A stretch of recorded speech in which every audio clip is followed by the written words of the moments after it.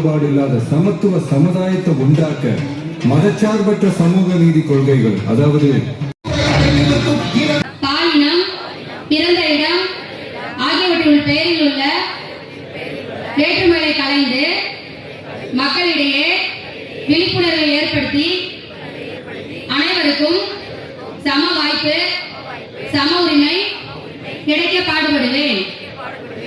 சகோதரத்துவம், மத நல்லிணக்கம், சமத்துவம் ஆகியவற்றை கையில் அழுங்க, நிறைய அழுங்க, அள்ளி இப்படி தூங்க போடுங்க.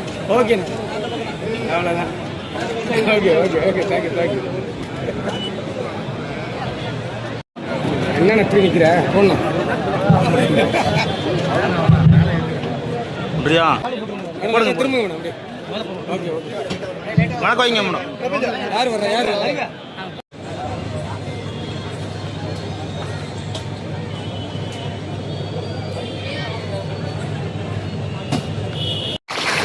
மேலும் மாவட்ட பொறுப்பாளர்கள் இருக்கிறீர்கள்.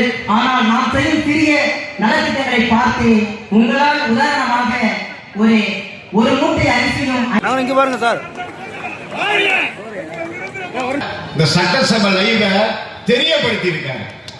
ஏன்னா யாராரு எப்படி, எந்தெந்த எம்எல்ஏ எப்படி, அமைச்சர் எப்படி, முன்னாள் அமைச்சர் எப்படின்னு மக்களாகிய உங்களுக்கு தெரியல. அதுக்காக தான் இதெல்லாம் பண்ணியிருக்காரு. போதைப் பொருள் ஒழிப்பு, பெண்களுக்காக சிறப்பு படை அறிவிச்சிருக்காரு. தமிழகத்திலே இதே 2 ஆட்சிகள் மாறி மாறி செஞ்சிருக்காங்க. ஏதாவது போதைப் பொருள் ஒழிப்ப நடத்தியிருக்காங்களா? தலைவர் அவர்கள் சிந்திக்கக்கூடிய சிந்தனைகள் எல்லாம் பாரு. பெண்கள், இளைஞர்கள், ஏழை தாய்மார்கள், இப்படி எண்ணற்ற சிந்தனைகளோடு இருக்கக்கூடிய தலைவரை பார்த்து, தமிழக முதல்வரை பார்த்து உங்களுக்கு என்ன தெரியும், ரீல்ஸ் மட்டும்தான் போட்டு உங்களால முதல்வர் ஆக முடியும்னு சொல்றாங்க. இதெல்லாம் எந்த விதத்துல நாயனே தெரியல. அடுத்தபடியா போன ஆட்சியில, உங்க ஆட்சியில 100 யூனிட் மின்சாரம் இலவசம் சொன்னீங்க. எங்க ஆட்சியில இலவசமா 200 யூனிட் மின்சாரம் கொடுக்கறதுல என்ன தப்பு? மக்கள் கஷ்டப்படுறாங்கன்னு தெரிஞ்சுதானே திறந்த முறையில ஒரு ஆட்சியை கொடுக்கணும், மக்களுக்கு நல்லது செய்யணும். மக்களால் தேர்ந்தெடுக்க முதல்வர் மக்களுக்கு நல்லது செய்யணும்னு நினைக்கிறாரு. அது உங்களுக்கு பொறுக்க முடியல. மக்கள் அதை கவனிச்சிட்டு இருக்காங்க. அடுத்தபடியாக தாய்மாமன் தங்க மோதிர திட்டம். ஒவ்வொரு வீட்டிலையும் தங்கைகள் இருக்காங்கன்னா அவங்களுக்கு அண்ணன் தம்பி இருப்பாங்க. அவங்களுக்கு தான் தெரியும் அதோட சந்தோஷம் என்னன்னு.